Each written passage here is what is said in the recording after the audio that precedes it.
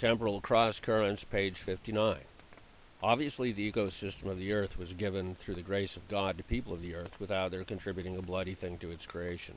No other planet in the solar system is believed to have life on it. Humanity will have to start creating their own ecosystems upon Mars, Venus, and elsewhere if it wants sustainable forests, wildlife, oceans with fish, and even a complete ecosphere. It may be that miniature Dyson spheres can enclose moons and afford the room for an atmosphere, heat retention, and lighting brought in from exospheric optic cable sources. The free lunch will be over even before the world population exterminates its final free non-human mammal, paves over its last creek, clear cuts the final forest, and paves it over with the last asphalt lot to complete the grid of civilization. It isn't likely that conservation of a healthy atmosphere and planet temperature will work for a few centuries, even if economic restructuring toward low entropy were to occur. Yet the closer humanity gets to subverting the natural atmospheric and temperature balance, and the fewer species remain on Earth, the more the balance of life is broken. The more likely it is that the transition from health to ecosystem breakdown will be catastrophic instead of gradual.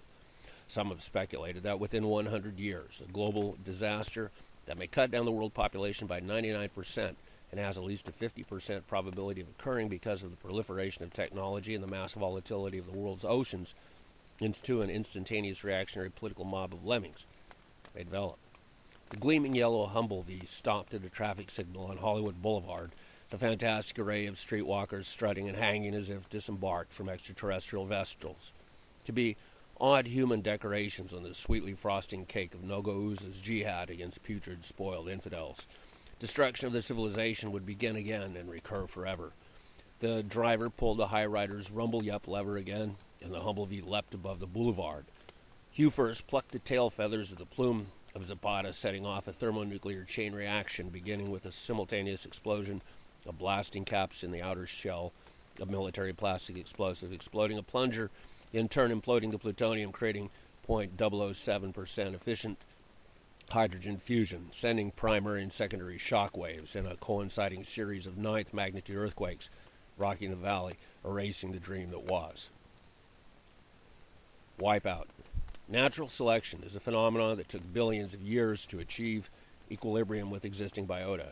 Humans cannot design an equally complex evolved configuration nor interpolate recombinant genetic products into the natural ecosystem without creating imbalance and dysfunction. Downward mobility. The Earth history faded away, so I thought of the immediate. Shalushk, a tall woman with long red hair, a beautiful walking figure in a transparent climate wrap. She strode in from Circle 2. "What is it, fearless one?" "Ready for closure of the station. We're going down to Earth to finish a war," I said to my executive assistant. "Bit ambitious, isn't it?" Shalushk replied. "I have a wealth of reasons to engage the enemy, putting my business out of competition. We can finesse an end to the war with the right interpolation, Shalushk." "What about the Venusian atmospheric cooling chips on the shipping dock? We have orders from corporate for 1 trillion more sunlight-reflecting molecule packets for delivery to the Venus orbit."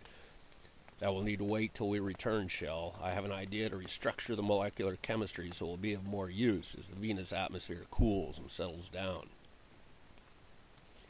End of the reading from page 60.